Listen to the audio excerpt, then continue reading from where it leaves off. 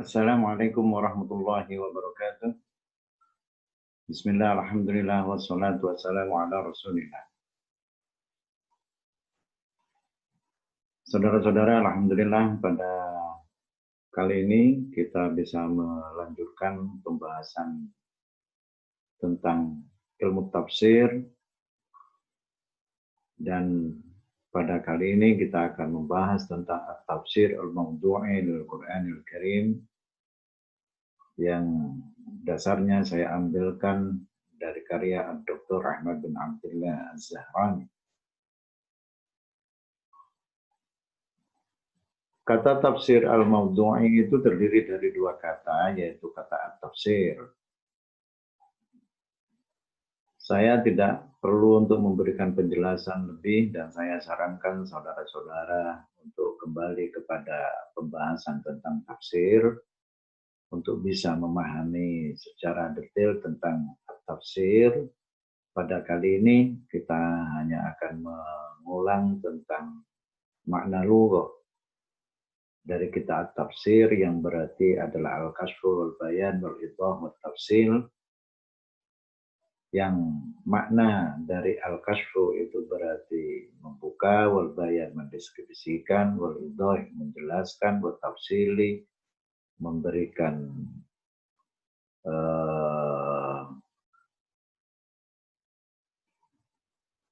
penjabaran. Wa min dzalika qauluhu ta'ala wa la ya'tunaka bimathalin illa ji'naka bil haqqi wa ahsana tafsira. Di dalam kata kamus, di dalam makna teks kamus, al-fasru itu berarti al-ibanah. Memiliki makna yang sama dengan kata tafsir. Tanawwa'at ibaratul mufassirin wa kathrat aqwal fi bayani haddihi wa ta'rifi walladzi dhahara li minha anna tafsir ilmun jalilun yufhamu bihi kitabullah subhanahu al-munazzal ala nabiyyi Muhammad sallallahu alaihi wasallam. Saudara-saudara, pada bagian ini ingin diberikan penjelasan bahwa setiap definisi itu sangat bergantung kepada orang yang memberikan definisi, karena setiap orang yang memberikan definisi memiliki perspektif terminologis yang berbeda berdasarkan terhadap keilmuan yang digunakan. Oleh sebab itulah maka tidak ada definisi yang tunggal, dan definisi itu selalu berbeda dan memiliki kesamaan di antara satu dengan yang lain. Itulah sebabnya maka dikatakan tanawwa'at ibaratul mufassirin wa kathurat aqwaluhum. Banyak pendapatnya fi bayani haddihi wa ta'rifihi, di dalam memberikan batasan tentang tafsir dan memberikan definisi terhadap tafsir. Tetapi kesimpulan beliau adalah walladzi dhahara li minha anna tafsira ilmun jalilun yufhamu bihi kitabullah subhanahu al-munazzal ala nabiyyi Muhammad sallallahu alaihi wasallam. Jadi hakikat dari tafsir itu adalah sebuah ilmu yang mulia yang darinya kemudian bisa memahami kitab Allah yang diturunkan kepada Rasulullah. Itu tafsir. Sekarang kita beranjak kepada kata kedua dari kata tafsir al-mawdu'i, yaitu kata mawdu'i. Kata mawdu'i itu dinisbatkan kepada mawdu', alladzi huwal maddatul lati yu'khadhu aw yutarakkabu ayyubna minha juz'iyyatul bahthi wa yudammu ba'duha ila ba'din liyasira mawdu'an. Mawdu' itu adalah al-maddah, materi atau pembahasan atau tema, allati yu'khadhu aw yutarakkabu ayyubna, yang diambil, disusun atau dibangun dari beberapa bagian pembahasan yang kemudian dihubungkan antara satu dengan yang lain sehingga menjadi sebuah tema. Menurut Dr. Muhammad Ahmad Al-Qasim, maudhu'i itu nisbat kepada ayatnya maudhu'iyun ila maudhu' wa idhafatu tafsir ila maudhu'i. Ketika dihubungkan kata maudhu'i dengan kata tafsir menjadi tafsir maudhu'i, lamma sarat ilman ala hadzal fanni ba'da an rukibat ma'aha wa sarat kalimatan wahidah katarki bima'di yakriba.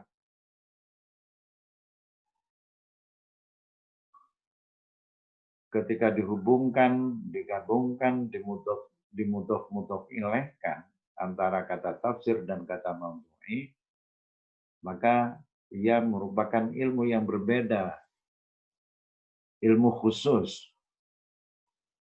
ilmu yang secara khusus membahas tentang hal-hal yang akan nanti kita berikan penjelasan insya Allah.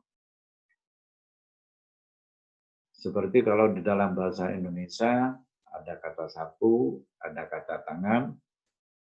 Ketika digabungkan kedua-duanya sapu tangan, maka sapu tangan itu bukan sapu dan bukan tangan. Tetapi sapu tangan itu merupakan benda yang berbeda dari kata sapu dan kata tangan. Begitu juga ketika ada kata tafsir dan kata maudhu'i, kemudian keduanya dihubungkan antara satu dengan yang lain, dimudhof ilaihkan menjadi tafsir maudhu'i, maka dia memiliki makna keilmuan yang berbeda karena memiliki karakteristik yang khusus. Apa tafsir maudhu'i itu?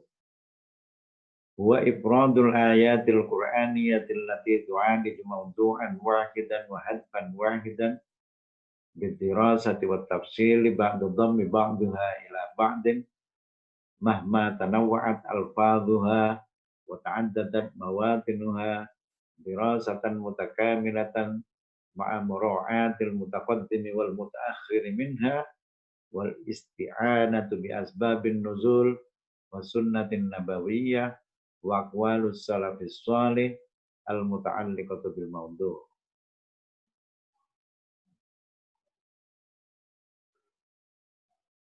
Intinya tafsir maudhu'i itu berarti adalah sebuah kajian tentang mufradat yang terdapat di dalam ayat-ayat Al-Qur'an yang kemudian disusun menjadi satu bagian di antara satu dengan yang lain dengan sebuah analisis dan penjelasan setelah dihubungkan antara satu dengan yang lain, di mana di dalam ayat-ayat yang terdapat di dalam Al-Quran itu memiliki berbagai pola model lafaz yang berbeda dan juga memiliki hubungan lafaz yang satu dengan yang lain secara berbeda dengan menggunakan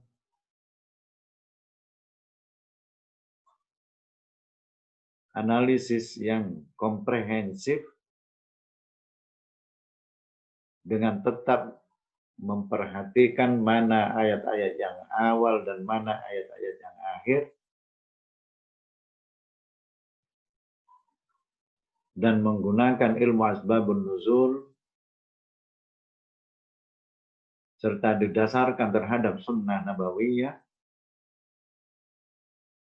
dan tidak meninggalkan pendapat salafus saleh yang berhubungan dengan tema yang sedang diteliti.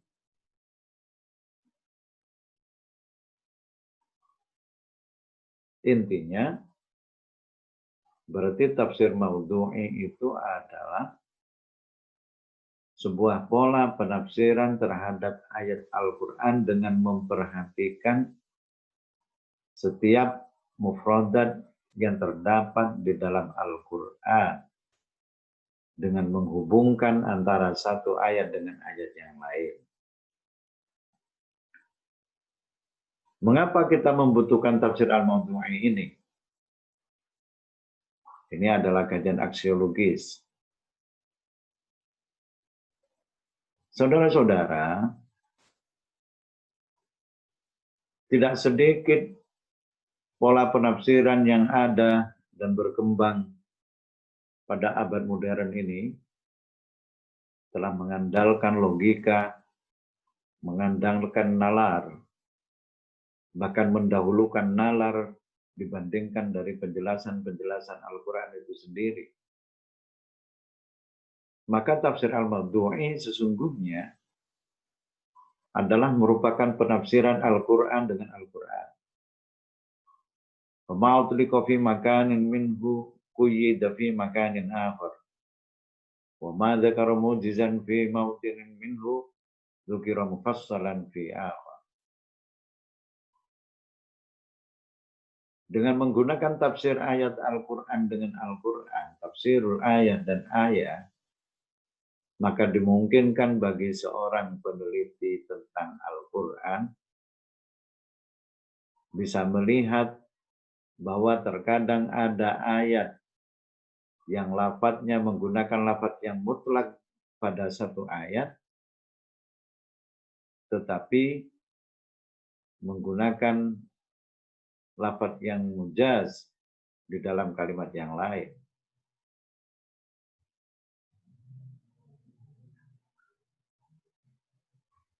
Ada kalimat yang mutlak tetapi ada yang muqayyad.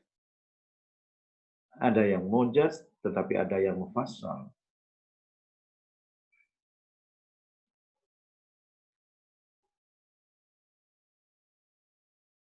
Yang kedua, al-wuqufu ala 'azmatil Qur'anil Karim min khilali mawadhi'ihil mutanawwi'ah wa ta'arrufi ala tashri'atihin nirati wa muta'addidah.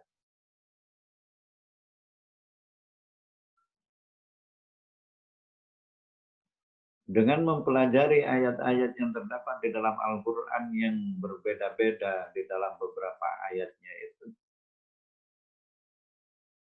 berbeda sumbernya, berbeda lafaz yang digunakannya, maka seorang peneliti kemudian semakin meyakini tentang kemuliaan Al-Quran setelah melihat beberapa tema yang berbeda di dalamnya dan mengetahui bagaimana ajaran-ajaran yang memberikan penjelasan yang terang benderang. Oleh sebab itulah, maka setiap pengkaji Al-Quran dengan menggunakan tafsir mawdu'i, dia akan menemukan cahaya yang terang benderang dari Al-Quran. Yang ketiga, dengan menggunakan tafsir al-mawdu'i, bayanu ma tadammanahu al-Qur'anul Karim min anwa'il hidayatir rabbaniyati min khilali tilkal mawadi'il mutanawwi'ah.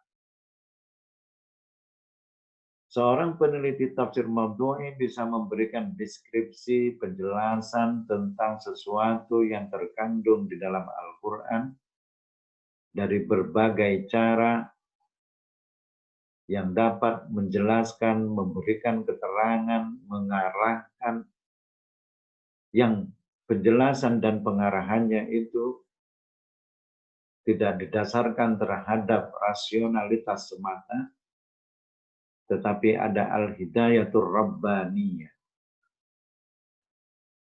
Yang dengan demikian maka cahaya dari hidayatul rabbaniyah ini bisa mempermudah orang untuk menerima dan sekaligus bisa wukuf ala azamatil Qur'anil Karim. Yang paling penting di dalam kehidupan sosial kita, orang yang mempelajari at-tafsir al-mawdu'i ini adalah at-takhalluq bi akhlaqil Qur'an wal intifa'u bihi min haitsu ziyadatul iman. Diharapkan dengan mempelajari Al-Quran, dengan menggunakan at-tafsir al-mawdu'i, maka ada keimanan yang bertambah. Karena al-wukuf ala azamatil Qur'anil Karim.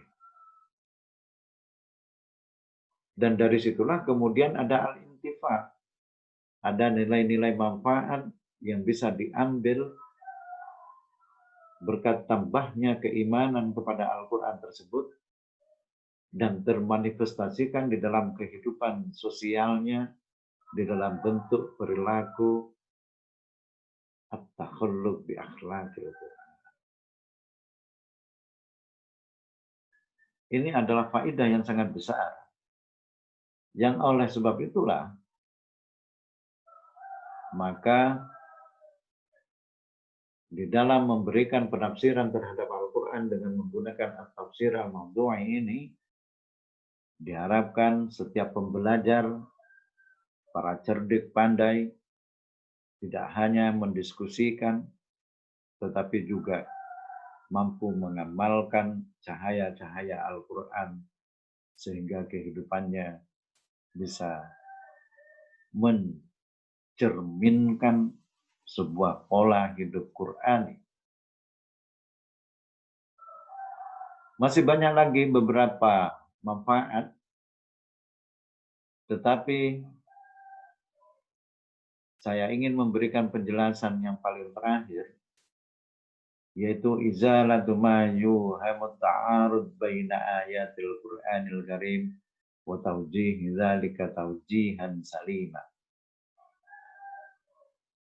Saudara-saudara, tidak jarang kemudian orang yang tidak memahami Al-Quran secara baik, lalu menganggap adanya perbedaan di antara satu ayat dengan ayat yang lain. Bahkan kadang-kadang ada yang mengatakan terjadi jumping, ada lompatan-lompatan deskripsi di antara satu ayat yang satu dengan ayat yang lain.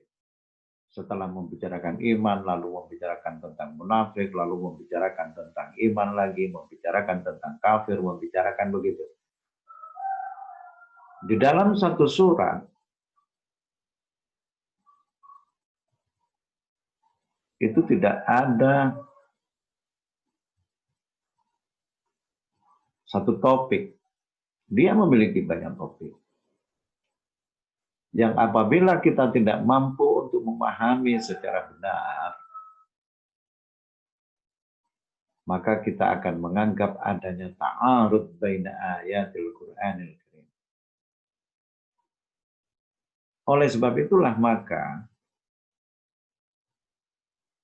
para pembelajar Al-Quran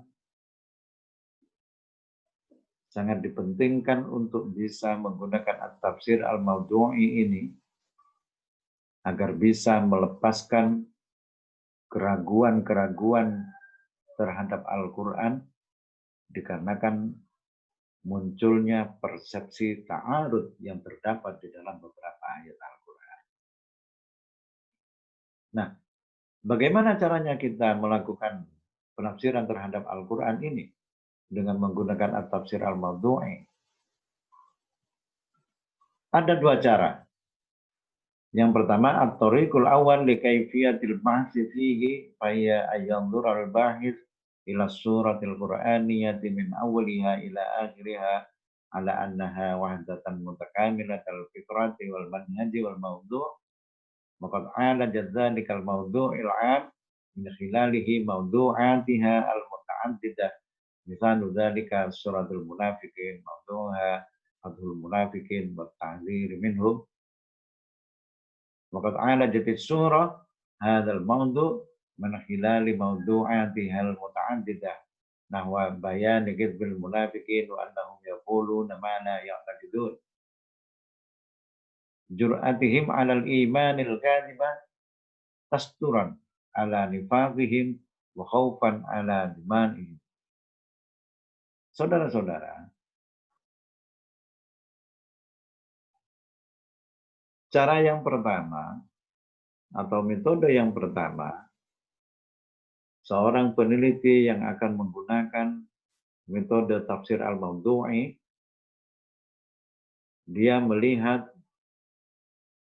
dari awal Al-Quran dan memperhatikan beberapa isi bahasan yang terdapat di dalam surah-surah Al-Quran mulai dari awal sampai akhir, yang kemudian dijadikan satu analisis yang komprehensif dengan menggunakan pola nalar dan paradigma yang disesuaikan dengan tema yang ada, yang kemudian nanti dicarikan hubungan antara satu tema dengan tema yang lain. Agak sulit untuk dipahami, tetapi insya Allah nanti akan saya jelaskan bahwa apa yang secara teoritis dijelaskan ini dianggap sulit, insya Allah nanti di dalam aplikasinya itu akan terlihat begitu mudah.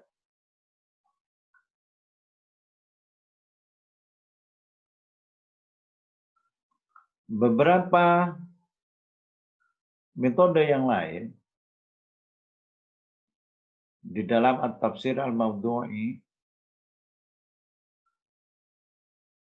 ada cara ayanzurul bahis ilal ayatil qur'aniyatil mutanawwi'ati fil qur'ani kulliha bijam'i tilkal ayati dzatil mawdu'il wahid wal haqqil mustarak fi mawdu'in wahidin wa yaqumu bidirasatiha dirasatan mutakamilatan mura'iyan tartibiha hasib asbabun nuzul likay ya'riful mutaqaddim minha minal mutaakhiri musta'inan fi dzalika bis sunnati sahihah wa fahmus salaf dzalik. Saudara-saudara, ini adalah cara yang paling banyak digunakan oleh para terdidik untuk melakukan analisis terhadap ayat Al-Quran dengan menggunakan at-tafsir al-mawdu'i, yaitu memperhatikan sebuah pembahasan yang terdapat di dalam ayat-ayat Al-Quran yang berbeda-beda, berwarna-warna, lafadznya berbeda, tetapi temanya sama, kemudian dikumpulkan menjadi satu, sehingga bisa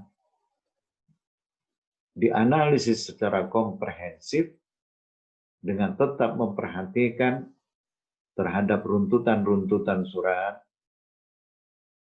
dengan menggunakan ilmu asbabun nuzul dan juga penjelasan dari sunnah Rasulullah SAW dan tidak meninggalkan penjelasan pemahaman salafus soleh.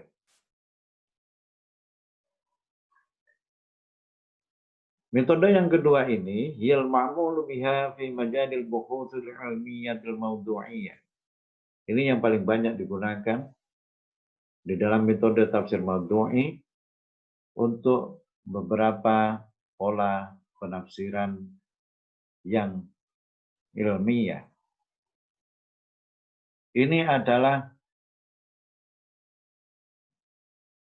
cara yang nanti akan kita praktekkan satu demi satu, insya Allah. Yang saya ambilkan dari beberapa kitab Al-Bidayah fi Tafsiril Mawdu'i, punyanya Imam Al-Farmawi, Ada At-Tafsir Al-Mawdu'i punyanya Dr. Muhammad Al-Qasim, ada At-Tafsir Al-Mawdu'i punyanya Dr. Ahmad Al-Qumi dan Muhammad Al-Qasim. Langkah-langkah praktis untuk melakukan studi Al-Quran dengan menggunakan pola metode Mawdu'i. Yang pertama adalah ikhtiyarul mawdu'il al-murad dirasati. Kita menentukan tema terlebih dahulu. Setelah itu mengumpulkan ayat-ayat yang berhubungan dengan tema, kemudian menyusunnya secara tertib dengan menggunakan asbabun nuzul agar bisa diketahui lima'rifatil mutaqaddimi minal mutaakhir minha, mana yang awal dan mana yang akhir.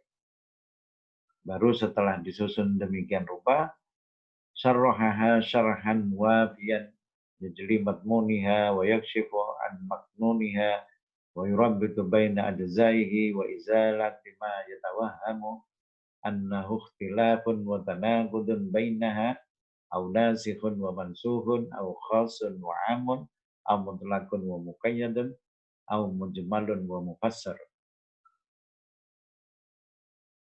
Kemudian diberikan deskripsi yang komprehensif dengan menggunakan beberapa teori yang mungkin untuk bisa digunakan. Termasuk teori-teori yang terdapat di dalam usul fiqh yang membahas tentang khas dan am, mutlak muqayyad, mujmal mufassar, dan juga menggunakan ilmu-ilmu yang terdapat di dalam ulumul Quran seperti asbabun nuzul dan an-nasikh wal mansuh. Setelah itu baru dilanjutkan kepada langkah yang kelima, al-isti'anatu fil mawdu'i bima sahha Nabi sallallahu alaihi wasallam. Setelah itu kita verifikasikan apakah yang sudah kita pahami dengan menggunakan teori-teori tersebut sesuai dengan hadis-hadis yang sahih atau tidak. Apabila tidak sesuai dengan hadis-hadis yang sahih, maka dilakukan rekonstruksi pemaknaan terhadap apa yang sudah kita pahami tadi. Yang keenam, al-isti'anatu fi hadza kulliha bi bahmis salafis shalih. Adalah mencoba untuk mencari kesesuaian, kecocokan apa yang sudah kita pahami sebagai sebuah kebenaran dari tafsir Al-Quran tadi dengan pandangan para ulama-ulama salafus shalih. Dengan demikian, maka diharapkan benar-benar terhindar dari pola penafsiran rasionalitas yang sering kali, acap kali dipengaruhi oleh nafsu-nafsu dan kepentingan-kepentingan di luar dari hidayatul rabbani. Nah, saudara-saudara, untuk bisa mengumpulkan ayat yang terdapat di dalam Al-Quran, kita memiliki banyak piranti yang dapat membantu kita agar kita bisa mengumpulkan ayat-ayat yang terdapat di dalam Al-Quran sesuai dengan tema kita.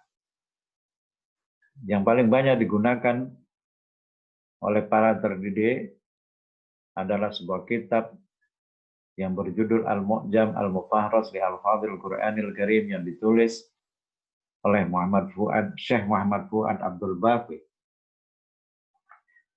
Kitab ini disusun berdasarkan abjad hijaiyah. Dimulai dari hamzah dan nanti diakhiri dengan ya. Dia tersusun mulai dari hamzah dan kemudian nanti ba, kemudian berikutnya adalah ta, dan selanjutnya sampai akhir nanti iya. Di dalam bab hamzah ini,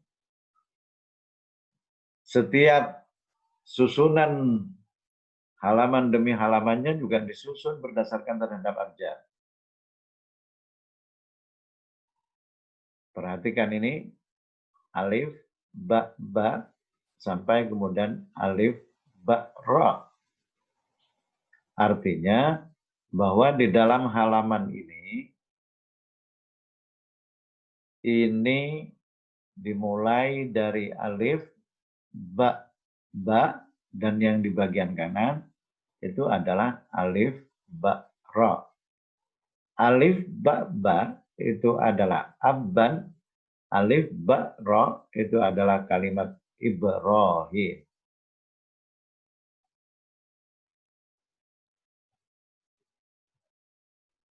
Ini cara mudah kita untuk mencari ayat yang terdapat di dalam Al-Quran dengan menggunakan Al-Mu'jam, Al-Mufahrus, Al-Fadhil, Quranil Karim.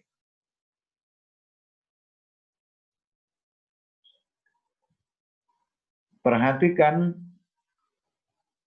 bahwa di dalam setiap halaman nanti kita akan dipandu di sebelah kanan ini ada menunjukkan kepada kata yang paling atas itu adalah abban, kata yang paling bawah itu adalah abadan. Kolom yang sebelah kiri masih melanjutkan kata abadan, dan kemudian yang paling terakhir itu adalah Ibrahim. Pola ini akan mempermudah kita untuk bisa menemukan secara mudah terhadap ayat yang kata-katanya sudah kita jadikan sebagai tema pokok. Nah, bagaimana cara kita memberikan penjelasan atau mendeskripsikan atau membaca terhadap hasil yang sudah kita temukan melalui Al-Mu'jam, Al-Mufahrus, Al-Fadhil, Quranil Karim ini? Perhatikan yang saya garis bawah ini. Ini kata amban, kemudian ini ada kata wafaqiyah atau wa'abba, kemudian ada angka 31, ada kaf, ada abasa, ada 80. Maka cara membaca dan mendeskripsikannya adalah kata amban terdapat di dalam surat Abasa, surat nomor 81, pada ayat 31 yang berbunyi wafaqiyatan wa'abba. Begitu cara membacanya. Dan begitu juga cara kita mendeskripsikan. Kata abadan terdapat di dalam surat Al-Baqarah, surat nomor 2, ayat 95 yang berbunyi, begitu. Wa yatamannau abadan, dan seterusnya. Nah, coba kita perhatikan, saya buat lebih jelas lagi. Ada kata abban yang bunyinya adalah wafaqiyah atau wa'abban, itu terdapat di dalam surat Abasa, surat nomor 80, ayat nomor 35. Nah, kita juga melihat di situ ada simbol kaf dan ada simbol mim. Apa maksudnya? Simbol kaf itu menunjukkan bahwa ayat yang sedang kita analisis itu adalah makkiyah. Sedangkan simbol mim itu menunjukkan kepada madaniyah. Tentu ini akan sangat mempermudah bagi kita untuk memberikan bantuan kepada kita mendahulukan dan mengakhirkan ayat. Yang kaf itu adalah makkiyah, yang mim adalah madaniyah. Nah, di sini juga kita melihat ada angka 28. Apa yang dimasukkan dengan angka 28? Angka 28 ini memberikan penjelasan bahwa kata abadan di dalam Al-Quran itu disebutkan sebanyak 28 kali. Kita tidak perlu menghitung sampai ke bawah, kita cukup melihat kepada angka yang berada di bawahnya ini, maka kita katakan, kita laporkan, kita deskripsikan bahwa berdasarkan terhadap informasi yang terdapat di dalam Al-Mu'jam, Al-Mufahrus, Al-Fadhil, Quranil Karim, karya Syekh Fuad Abdul Baqi dijelaskan bahwa kata abadan itu disebutkan sebanyak 28 kali, terdapat di dalam surat Al-Baqarah ayat 95, An-Nisa disebutkan sebanyak 3 kali, di dalam ayat 57, 122, dan 169. Di dalam surat Al-Ma'idah disebutkan sebanyak 2 kali, di dalam ayat 24, dan begitu seterusnya. Ini adalah cara kita untuk memberikan deskripsi terhadap informasi yang terdapat di dalam kitab Al-Mu'jam Al-Mufahraj li Al-Fadhil Qur'anil Karim. Saudara-saudara, ini adalah penjelasan tentang at-tafsir al-mawdu'i dan bagaimana secara metodologis kita mengaplikasikan dan teknik analisis yang dapat kita gunakan, serta manual di dalam membantu kita untuk mencari ayat-ayat yang memiliki tema-tema yang sama yang terdapat di dalam Al-Quran dengan menggunakan Al-Mu'jam Al-Mufahraj Al-Fadhil Qur'anil Karim. Semoga bermanfaat. Wassalamualaikum warahmatullahi wabarakatuh.